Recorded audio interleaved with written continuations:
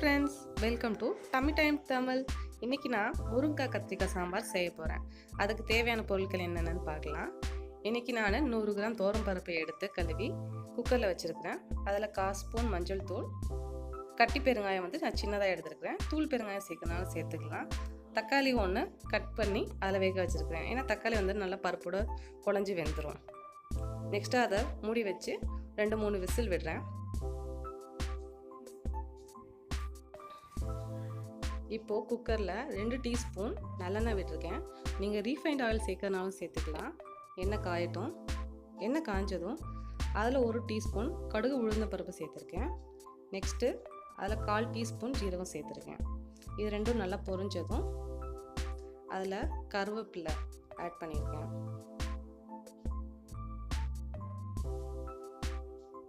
Next பார்த்தீங்கன்னா வெங்காயம், 1 பச்சை மிளகாய். நான் இன்றைக்கி சின்ன வெங்காயம் எடுத்துருக்கிறேன். நல்லா வதக்கிக்கலாம்.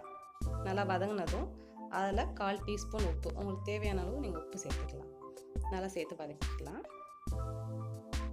நல்லா வதங்கினதும் இன்றைக்கி கத்திரிக்காய் முருங்கைக்காய் சாம்பார் செய்யறனால இன்றைக்கி கத்திரிக்காவும் முருங்கைக்காவும் இப்போ ஆட் பண்ணலாம். அதில் கத்திரிக்காவை கட் பண்ணோடனே தண்ணியில் போட்டு வச்சுருங்க, இல்லைன்னா கத்திரிக்காய் ரொம்ப கருப்பாயிரும். இப்போ நம்ம எல்லாத்தையும் சேர்த்து வதக்கிக்கலாம். வதங்கினதும் அதில் இன்றைக்கி நான் 1 டீஸ்பூன் சாம்பார் தூள் சேர்த்துருக்கேன். நான் இன்றைக்கி மிளகாத்தூள் சேர்க்கல, ஏன்னா ஒரு பச்சை மிளகா சேர்த்துருக்குறேன். சாம்பார் தூள் ஏற்கனவே காரமாக இருக்கிறதுனால இன்றைக்கி நான் மிளகாத்தூள் சேர்க்கல. உங்களுக்கு மிளகாத்தூள் தேவைன்னா நீங்கள் மிளகாத்தூள் சேர்த்துக்கலாம் காரத்துக்கு ஏற்ப. இப்போ காய் நல்லா வதங்கிருச்சு. அதில் புளி தண்ணி சேர்த்துக்கலாம். புளி ஊற வச்சு தண்ணியை வடிகட்டி எடுத்து வச்சுருக்கிறேன். இப்போ காயில் ஊற்றி நல்லா வேக வைக்கலாம்.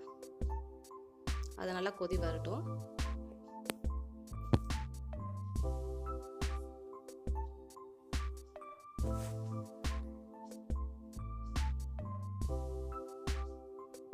இப்போ கொதி வந்துருச்சு. அதில் இப்போ நம்ம வேக வச்சுருக்க பருப்பு தண்ணியை சேர்த்துக்கலாம்.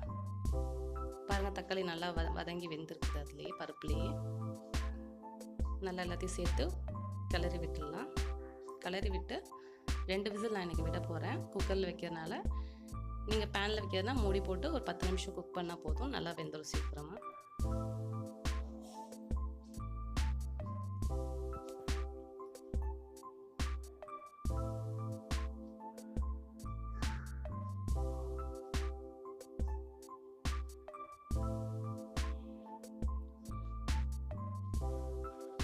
இப்போ நம்மளோட முருங்கைக்காய் கத்திரிக்காய் சாம்பார் கமகமன் ரெடி ஆயிடுச்சு. இப்போ கொத்தமல்லி அதில் ஆட் பண்ணி நல்லா ஒரு கலரி விடுங்க.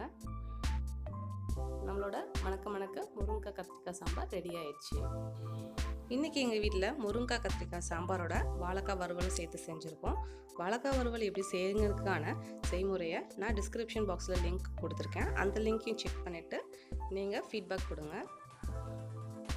இந்த வீடியோ உங்களுக்கு பிடிச்சிருந்தா லைக் பண்ணி ஷேர் பண்ணுங்கள். மறக்காமல் டம்மி டைம் தமிழ் சேனலுக்கு சப்ஸ்கிரைப் பண்ணுங்கள். தேங்க்யூ.